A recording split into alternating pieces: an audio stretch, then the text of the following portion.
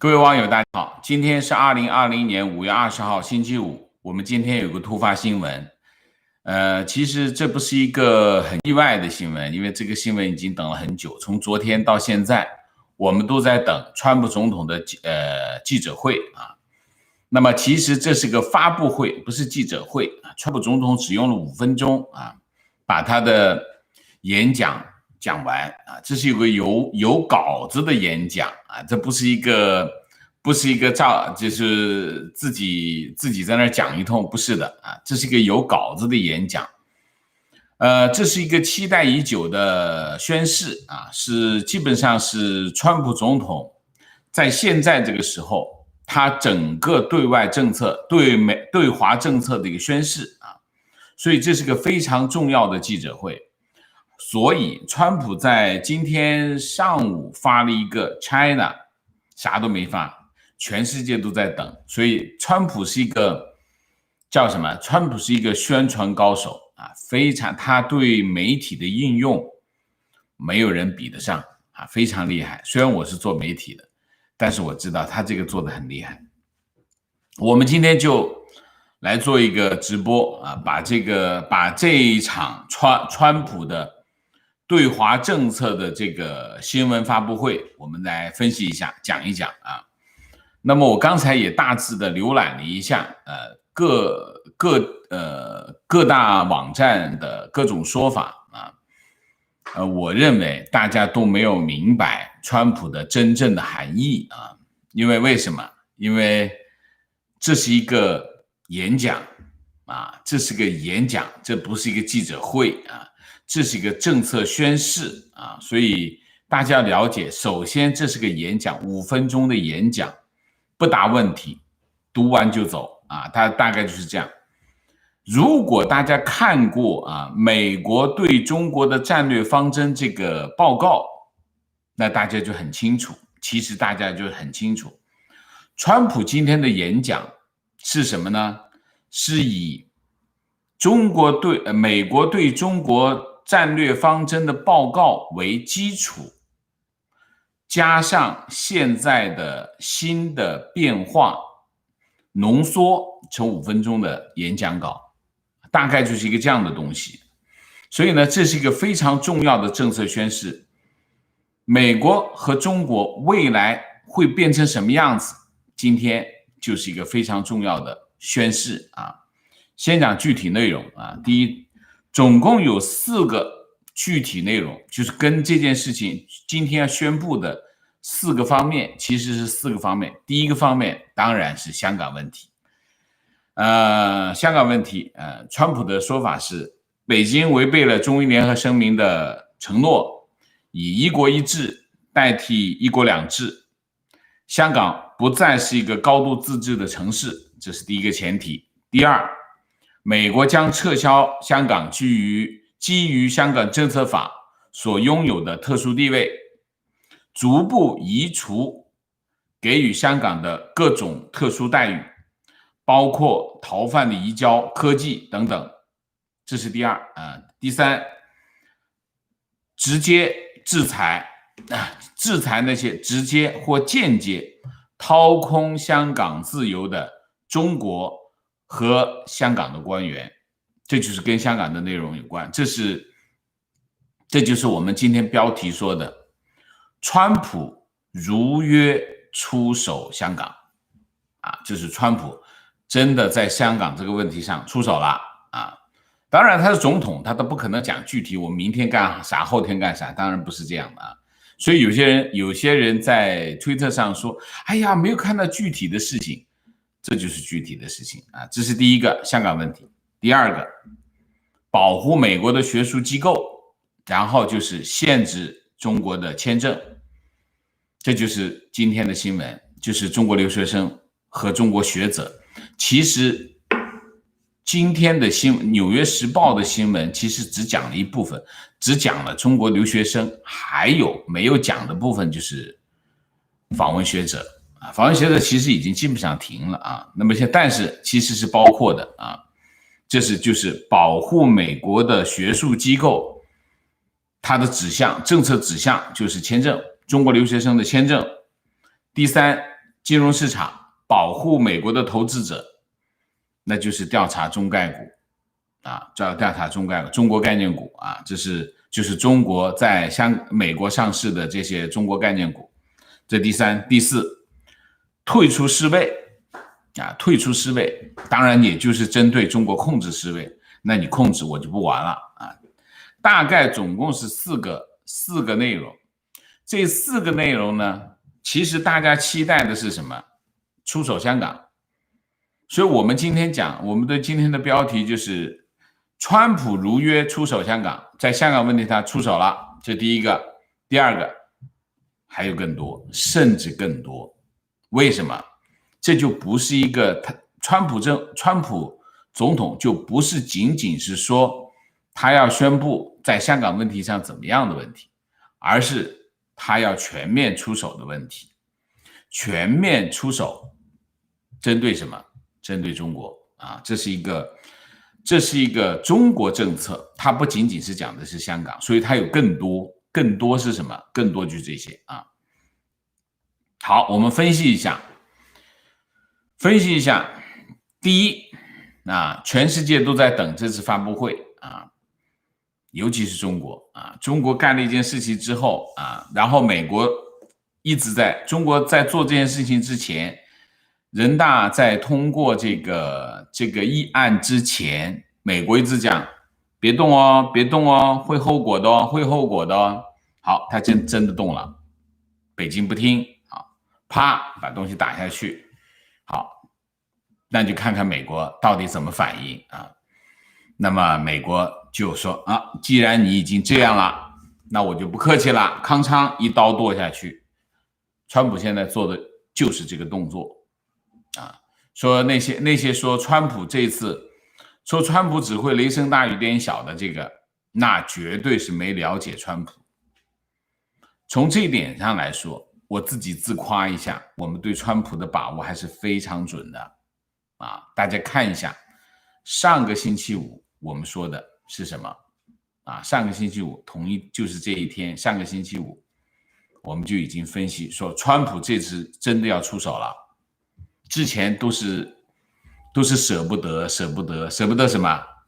舍不得他的中美贸易谈判，但是这次不同，这次是真的出手了。所以川普是决定要在香港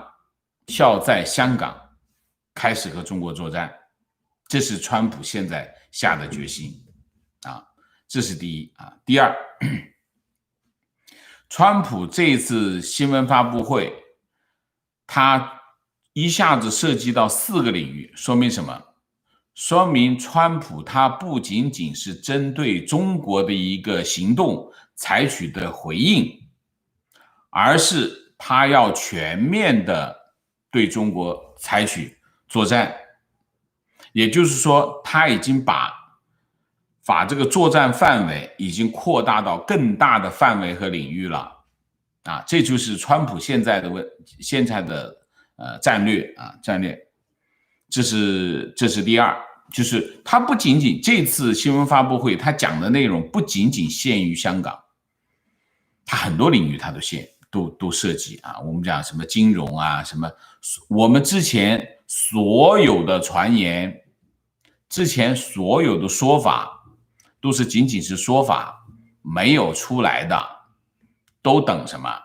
都在等川普这次宣布什么？出手，让总统来宣布出手，就是这个意思。所以他扩大到其他的领域了啊。那么他的这一次的行动，大家可以看得很清楚的是什么呢？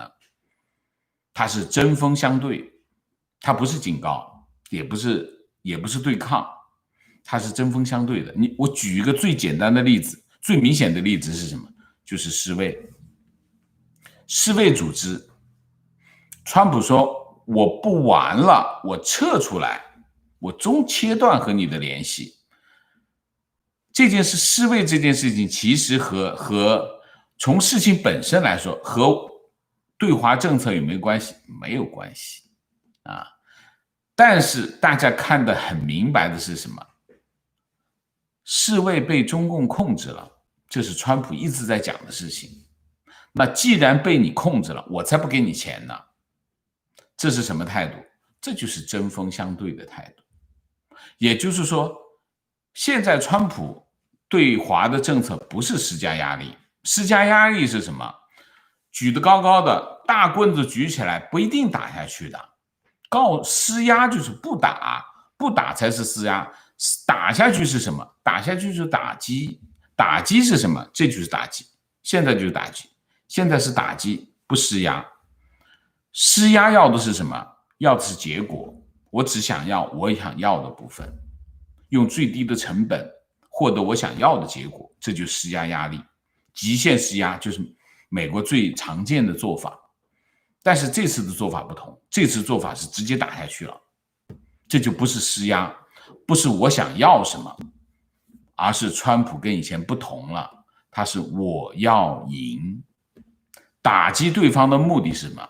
就是要赢，就不仅要我要获得我的战略目标，而且要阻止你实现你的战略目标，这就是不同的地方。所以你可以看到一切都开始变了，美国的对华政策正式改变了。这次记者会这次发布会，川普出来把这件事情做完，意味着美国对华政策已经正式全面改变了全面改变。这是第四。第五，大家可以看出来，大家有没有看出来啊？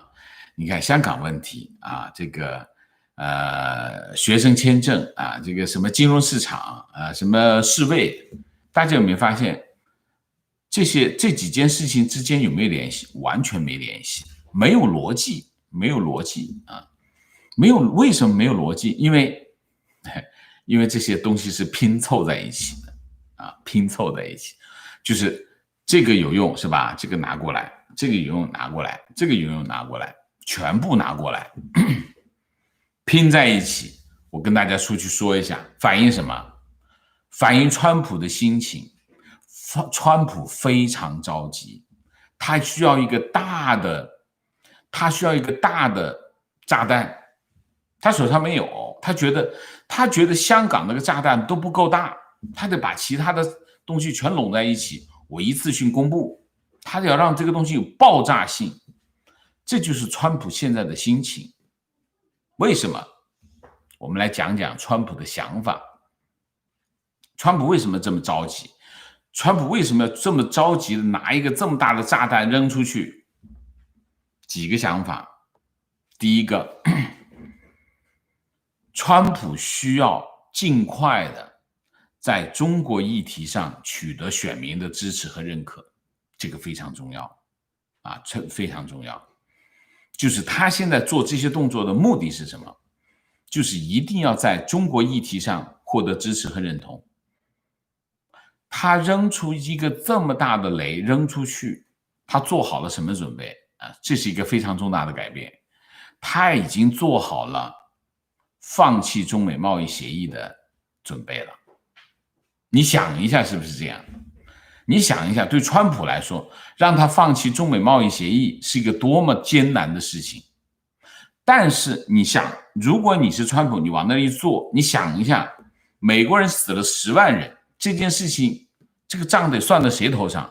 肯定要算在中共头上。如果不算在中共头上，他川普就背着走，你怎么办？就算是有中美贸易协议，我也不能把这10万人背着走。川普要背着10万这条命背着走的话，他还想选总统吗？做梦都别想。所以对川普来说，现在的赶紧干嘛？赶紧要在中国议题上把这件事情做出行动来。这就是现在川普的心情。所以你想一下，因为疫情美国死了10万人，这是一个非常重要的前提，所有一切我们都必须考虑这件事情。这是第一个。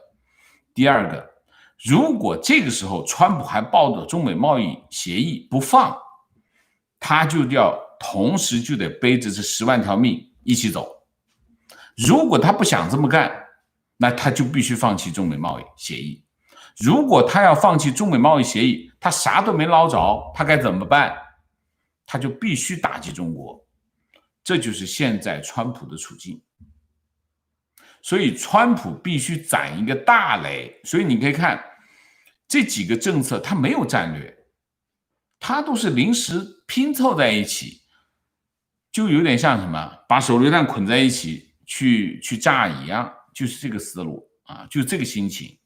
川普现在的心情就是一个这样的心情。所以在中国问题上，在中国这个议题上，川普的时间窗口其实是不多了啊。为什么他急急忙忙的要把这件事情做出来，就是因为这个时间窗口已经不多了，他得赶紧做。而且他不仅仅现在要宣誓，而且开始动手，不仅是要动手，而且必须在3个月之内做出成效来，得打出个样子来。你不打出个样子来，别人怎么知道？就像你看，就有网友说雷声大雨点小啊。对，你光讲一个记者会有什么用？没用的，你必须真的有动作了。这个签证又搞了，这个又搞了，那个又搞了，稀里哗啦全搞了。然后大家一看，诶，你看中共现在人仰马翻了嘛，这条气顺了。他得做出一个这样的动作来，他如果做不出这样的动作来，他的选情就完蛋。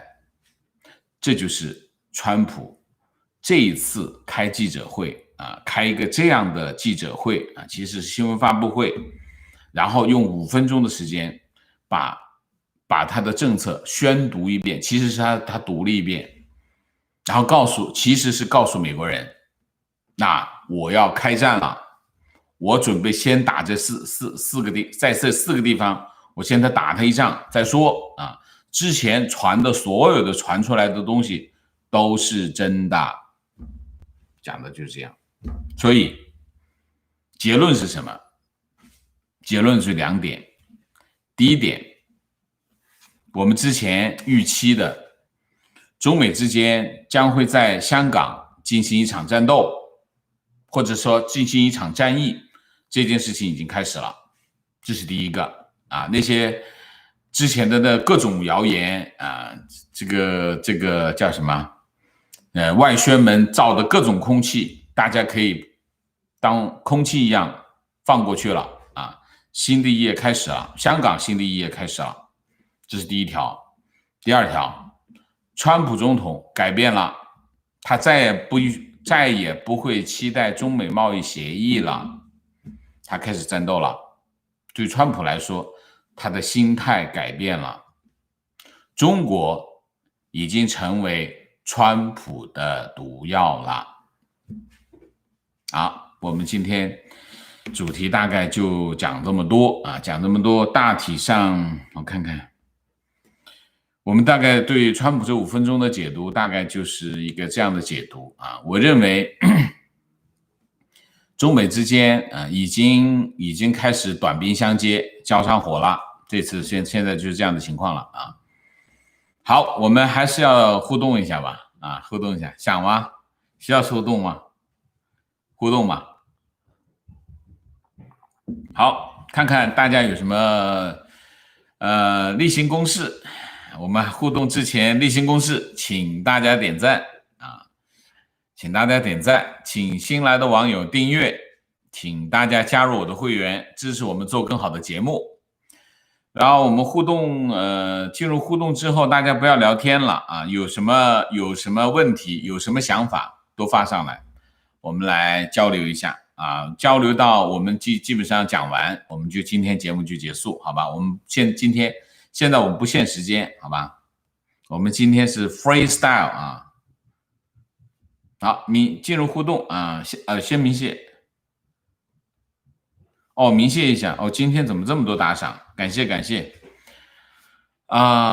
QJ 王，谢谢王舍辛苦了，我太太请你喝一杯 Tim Horton， 谢谢啊。杜拉包，谢谢王包杜拉，谢谢王先生辛苦了，刚开完发布会，正期待今天王先生的直播分析呢，没想到这么快就能看到，谢谢秦辉王 Sir， 谢谢你很专业，谢谢 Jenny 刘，谢谢支持香港人，反对独裁，选川普，王生请喝茶，我对川普总统的好感增加了啊 ，OK， 易文成，谢谢王老师太辛苦了，加油，好，谢谢你 ，Apple 人，谢谢为王老师的敬业点赞，何苏，谢谢 Jessie Lee， 谢谢，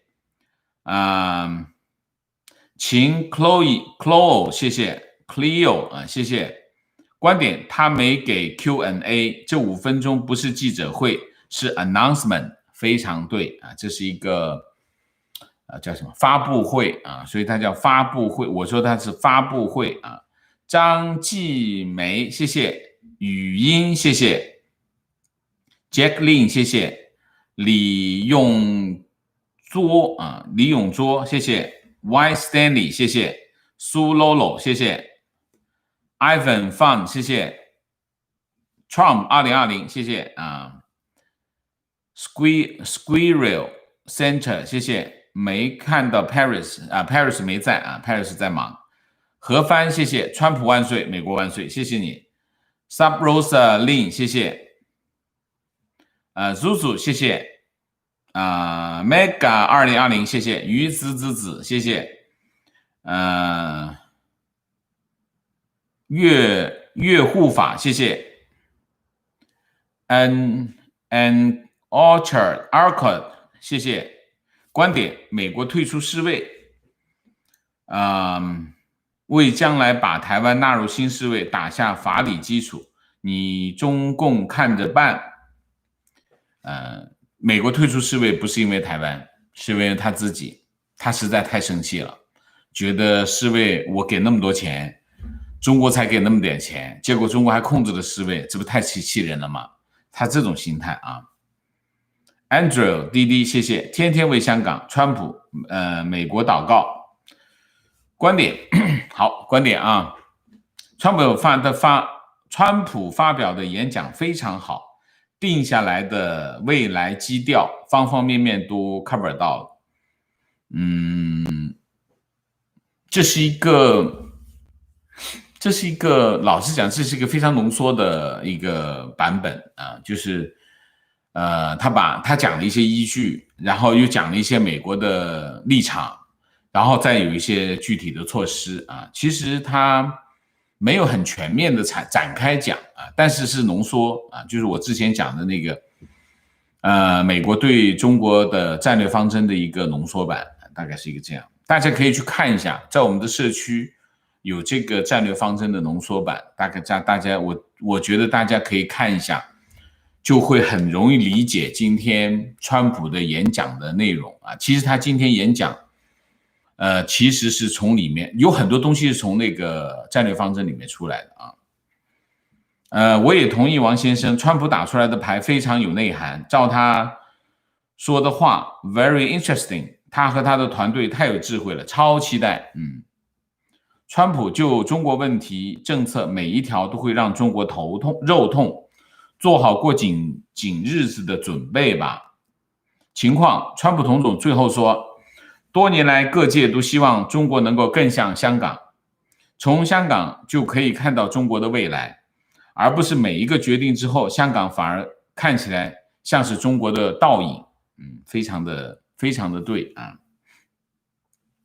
王老师真的是专业媒体人，新闻讲究的是真实性、时效性和准确性。王老师全部做到了，就凭这一点，我必永远支持王老师。谢谢你的支持，谢谢啊，谢谢。情况，英国也下重手，扩大 BNO 签证权利的对象，从 BNO 护照的持有者扩大到可以申请 BNO 护照的香港人，覆盖近300万人。OK， 谢谢王老师提问。香港未来会怎么样？英国会跟进取消中英联合声明吗？香港有可能独立吗？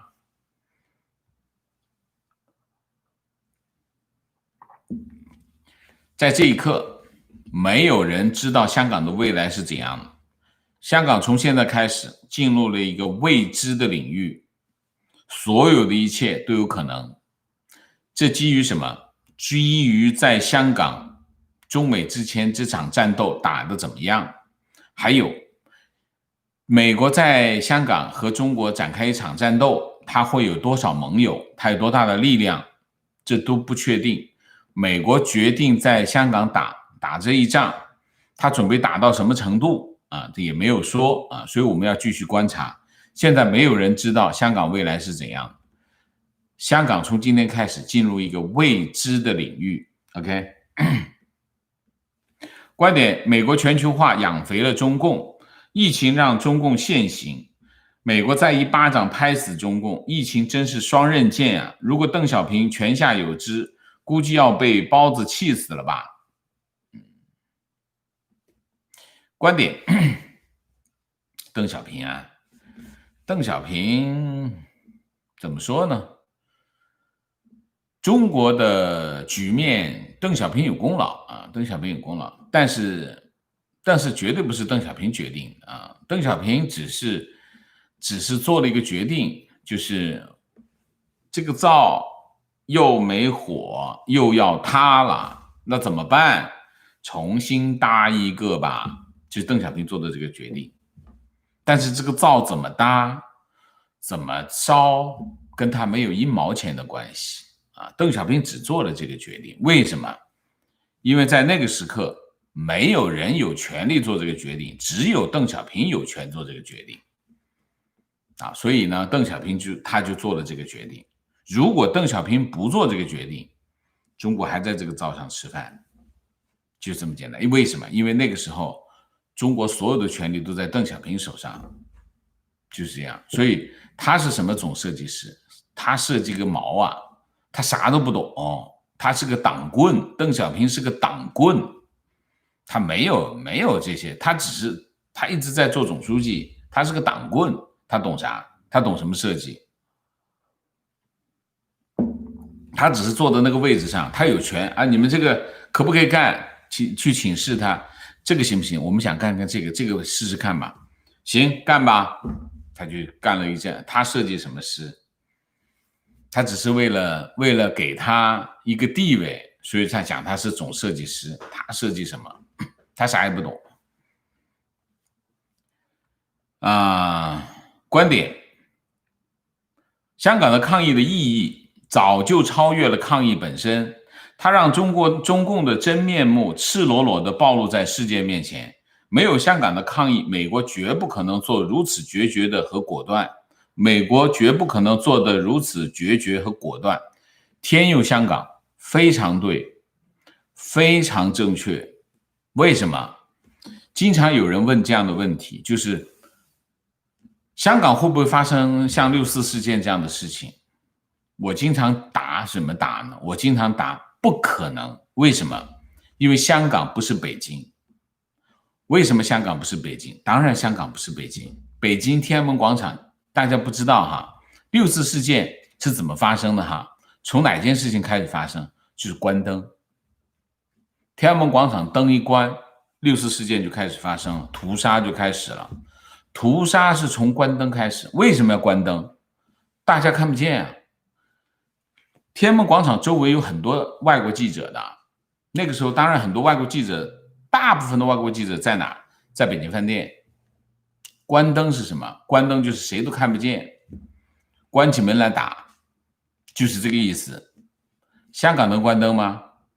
香港当然不能关灯，香港所有的灯都开着呢，所有的记者都在那儿，警察举起棒子，然后有10个相机对着他。这就是香港。这个网友说的非常正确，在哪里？就香港不是北京。你试试看，你做的每一个暴行都会非常清楚地呈现在全世界的面前。这就是香港这次抗议，他说的非常的到位。我读在这里我都鸡皮疙瘩都出来了，因为这真的是我很想讲的一句话。香港的抗议已经超过了抗议本身，抗议这本身已经超过了这件事，他把中共的暴行展示给全世界看，否则都没有这件事情。所以为什么讲香港人的抗争是非常重要、非常必要的原因就在哪？这里就是如果香港人没有过去从去年到现在这持续不断的抗争，川普会做今天这个决定吗？绝对不会，一定不会。这就是天助自助者，道理就在这里。所以我觉得这个网友说的我心里去了，我爱你，太棒了啊，说的非常好。提问：为何北京这么轴呢？为何非要虎山行呢？是不是国内政治压力太大？实在看不懂，国内政治压力太大，请教王老师。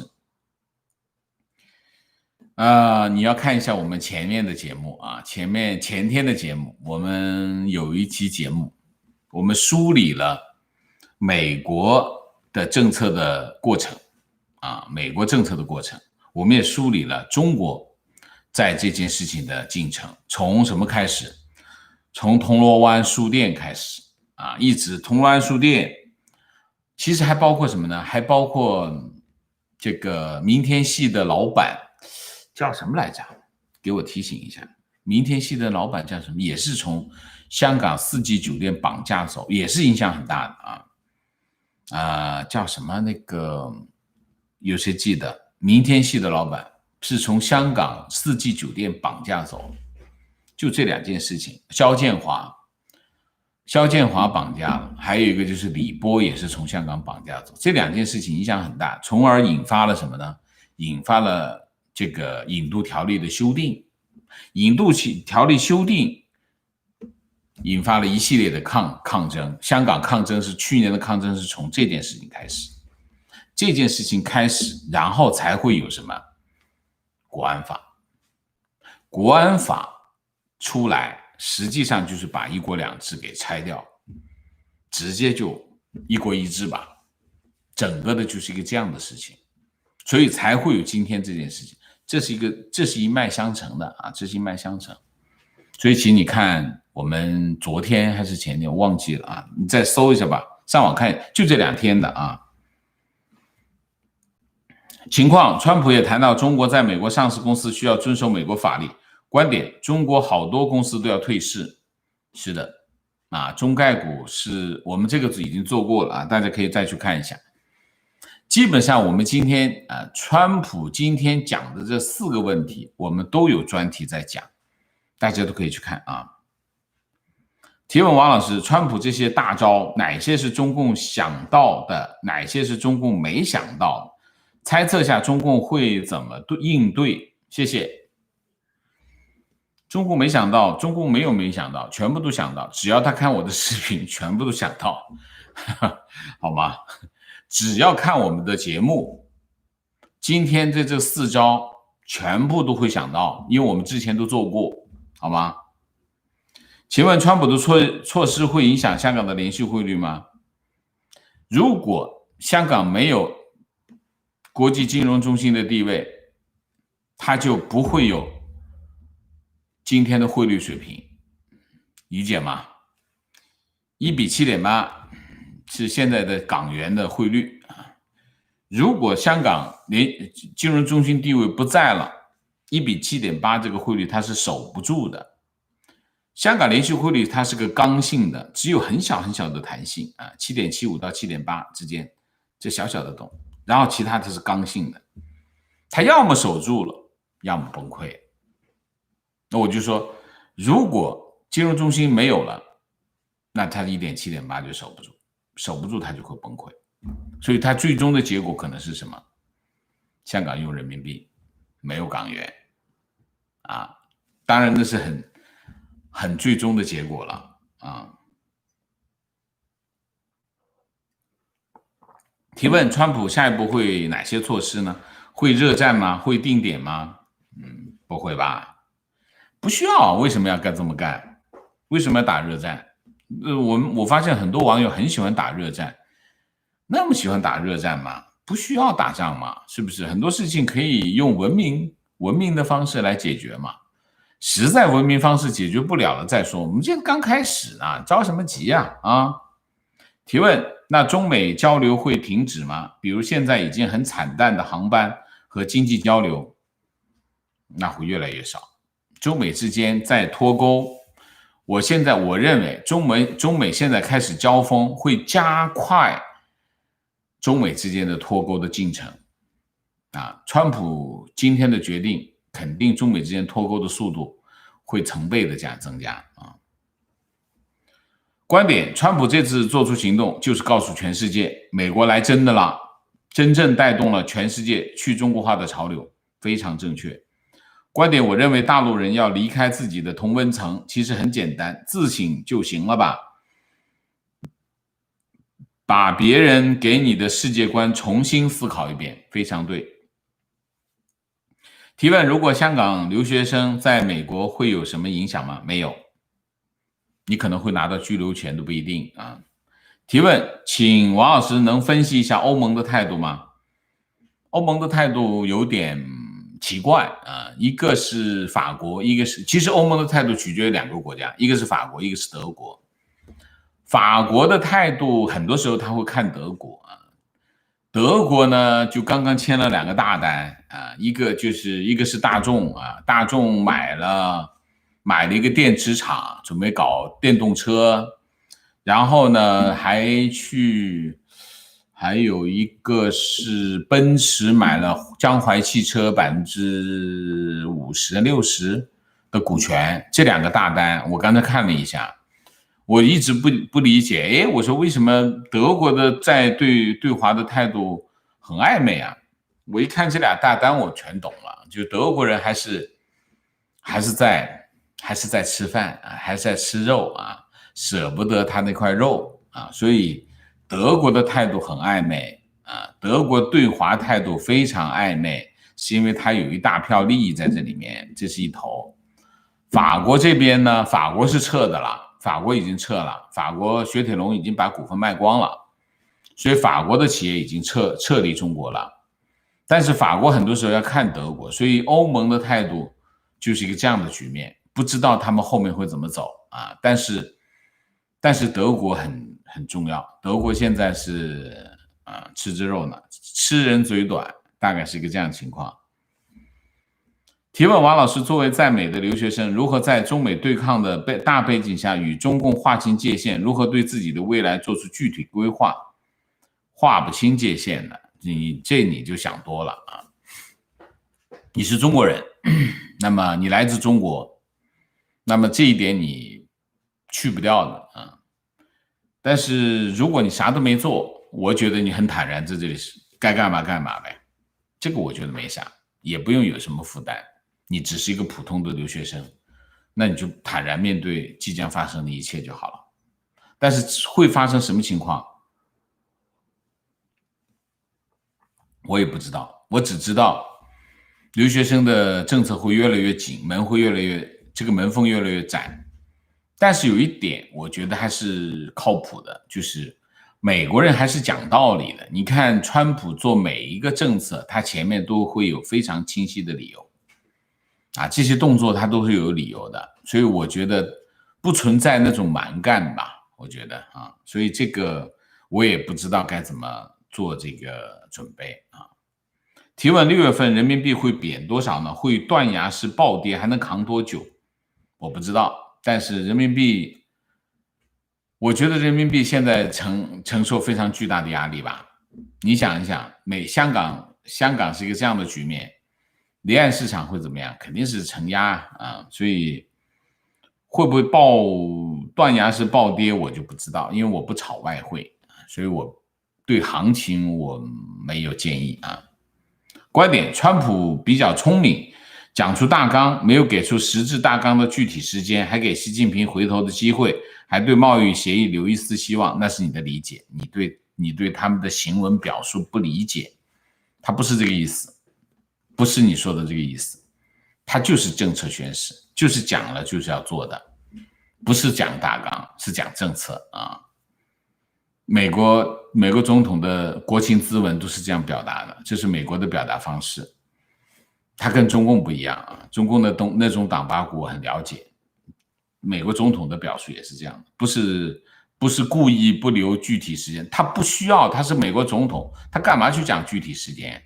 他不需要的，他说我要做这个，后面就会发生的了，你等着吧，就马上就发生的了提问：在为香港激动、为世界有希望的同时，我们大陆是不是就彻底回到文革了？我们怎么办？期待很久，现在突然对大陆落寞了。我不知道你的问题是什么，我们怎么办？你想怎么办？你是意思是什么？我们现在遇到的，我们现在讲的这个新闻跟你有关系吗？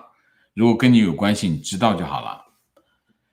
我们还是那句话吧，两头。第一头，我们现在面对的这个，我们现在其实是在见证历史啊，见证历史。那么中国也好，美国也好，那么世界也好，都在发生变化，急剧的变化。那么有些事情我能够改变，也不是改变，有些事情我们能控制，有些事情我们控制不了。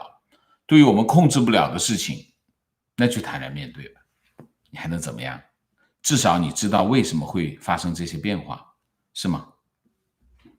提问：王老师好，国内凌晨4点看到节目提示，立刻进来。请问川普的战略终极目标是拿下中共吗？还是争取连任，打到哪是哪？这个问题，我觉得川普自己都不知道，你信不信？我认为川普在这一刻，川普自己都不知道啊。提问：王老师，大国这2天对加拿大法庭对孟晚舟判决表示强烈不满，扬言要报复，请谈一下大国会像对澳大利亚那样报复加拿大吗？如果是这样，美国会袖手旁观吗？第一，大国对澳大利亚的那种报复也没什么，对澳大利亚的影响没什么影响，因为那是非常少的一个贸易啊，对，所以其实只是做个姿态而已。澳大利亚的方面也要例行公事做一下反应，毕竟你有企业做这个生意嘛，你怎么能说啊？其实我们生意很小，没关系的，他也不能这样讲啊，那只能说，哎呀，我们对这种行为很不满。你只能这样想，但其实那个影响很小很小，而且对那家公司影响，我不认为有那么大啊。所以这是第一。第二，报复挺好的啊，中国先报复这个澳大利亚，再报复加拿大，再报复新西兰，再报复英国，再报复欧盟，挺好的，把所有人全报复一遍，那八国联军不就有了吗？是不是？所以。就让他报复吧，啊！美国袖不袖手旁观？我看美国就会袖手旁观，让他报复一下嘛，大家都痛一下，然后一起联合起来再对付他不就行了嘛？而且中国没有太多报复的东西，有什么报复的东西啊？中国手里没牌，有什么牌？不就买这个铁矿石吗？澳洲的铁矿石吗？中国经济现在都这样了，有多少需求？没有以前那么大的需求的了啊。提问：王先生说川普要赢，那么对他而言，什么样的结果才叫赢呢？是中共垮台吗？我不知道。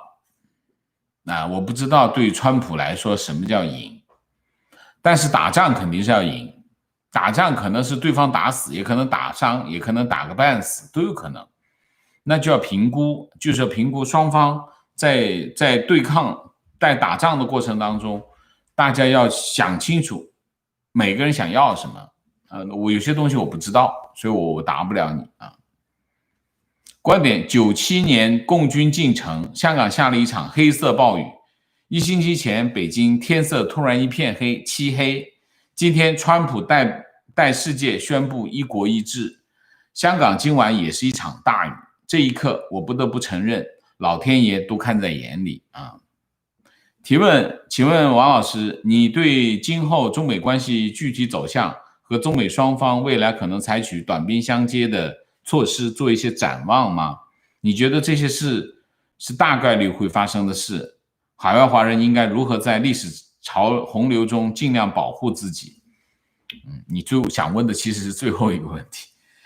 我还是那句话，在这历史洪流当中，我们个人其实没有什么太多的能做的事情。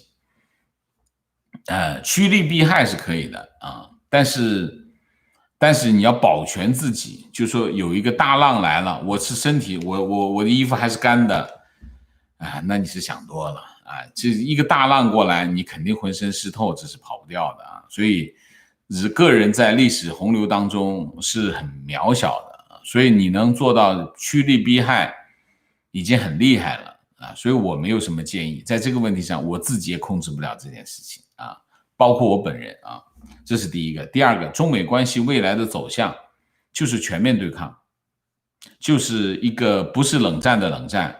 不是世界大战的世界大战，就是一个这样的东西，全面对抗，中美之间走向全面对抗，而且历史的车轮滚滚向前，不可阻挡。这件事情就是这样，这件事情一定是这样啊。提问：王老师你好，我看到大批香港人把资金转移到外资银行，请问大陆人要不要也这么来做，支持香港？香港人做这个动作不是打击政府，是自保啊，自保。当然，同时自保的同时呢，也是打击中资银行。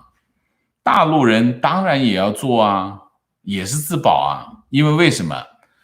大家担心港元汇率保不住啊，所以去换美金啊，存到外资银行啊。提问：王老师，请问今天还有固定的第2期节目吗？有的啊，有的，好吧。好，那我们今天就明谢一下，就今天就结束。哦，我的天，我的天，我的天，我怎么读得完？可是我还是要读，明谢 Rainbow Dash， 谢谢。我只读名字啊 ，Rainbow Dash， 谢谢，超的谢谢邵庐山，谢谢。Rayful Wit， 谢谢张克林，谢谢。侠客靡靡之音，谢谢。呼噜呼噜，谢谢。观点：我一直认为美国对香港是有直接的责任的，因为与苏联的冷战，美国决定把中共养肥啊，那不能这样说啊，所以才有今天中共对香港下手的条件，这不合理，这不公平啊，所以美国必须帮助香港。天佑香港，港人是华人的骄傲，后面我支持。但是你说美国决定把中共养肥这事儿，这个前提不正确啊，不正确。美国总统之前的美国总统是有一些错误的判断，但是他们是被骗了啊，他不是决定把中共养肥啊。Smith Lin， 谢谢王老师，一整晚没睡就等川普直播，希望川普用力狠狠下重手。还有 EU 的态度表明很失望，都怀疑 G7 战线能不能统一了。伤心的是那些被抓的年轻人，是的。但是我觉得欧洲的态度也不是一成不变啊，说翻了也就翻了。为什么？你想一下，谁是自己的敌人，谁是自己的朋友，怎么会搞不清楚呢？你想一想就知道啊。Jason 徐，谢谢 Emma 赵，谢谢 Bob， 谢谢王老师辛苦了，请喝咖啡。Amy 卢，谢谢 Jenny Lee， 谢谢 Carm Peace， 谢谢，感谢王先生敬业精神，王先生的团队加油，正义的人一定战胜邪恶的 CP。YL， 谢谢 Rick 周，谢谢朋友在新加坡不方便看直播，我提他给先生买2杯咖啡，1杯算我的，谢谢你。学校的学生问我就不会被取消签证，我默然。你们支持 CCP 的时候怎么没想到这一天呢？ Eric 胡，谢谢支持王先生。川普退群显示美国的决心，是的。ZHW， 谢谢 Freedom Jeff， 谢谢 C 赵1228，谢谢 Maya King， 谢谢 Joy 陈，谢谢 Elsa G， 谢谢。突然更新就有了6000多，证明平时的定时更新在线人数少的时候，肯定是被限流了。Elsa， 你真懂。Christy 周，谢谢。陕北名菜油泼辣子鸡，简称，谢谢。咬金熊，谢谢。于子子，谢谢。王舍这次的判断太准了，谢谢及时直播分析。Sherry 陈，谢谢 Nada D， 谢谢程巨明，谢谢 Sakuya， 谢谢打赏多是因为今天过年，给老师今天吃饺子，庆祝加一碟子甜蒜，好，谢谢。哎呀，甜蒜好久没吃了。CC0，谢谢。欢欣鼓舞，加油，王先生。Roger， 谢谢。This is a historical moment. Thank you for supporting Hong Kong， 谢谢。Jane， 谢谢。Sherry 吴，谢谢。明明，谢谢。Alex IA， 谢谢。美国大概什么时候开始经济制裁，取消 SWIFT Code？ 我在欧洲需要提前把国内3万欧元转出来吗？你有难度吗？如果你有难度就不做，有没有难度你做了也没差呀，是不是 ？Janet 凡，谢谢。CP， 谢谢。Lily， 谢谢。刚晨，谢谢。Amy Lee， 谢谢。温旭坚，谢谢。Donald 七旬老人，谢谢。作为川粉，我要读一下。作为老川粉，今年一定要给他投票。谢谢王先生及时讲评。川普的讲话宣布了一个新时代的到来，即中美进入对抗时代。是的，非常正确。Kathy 周，谢谢。王自瑞，谢谢。HC， 谢谢。作为生活在自由社会的海外华人，我们应该大声的让世界听到拥抱自由民主法治的华人声音，不能让小粉红们将我们代表了。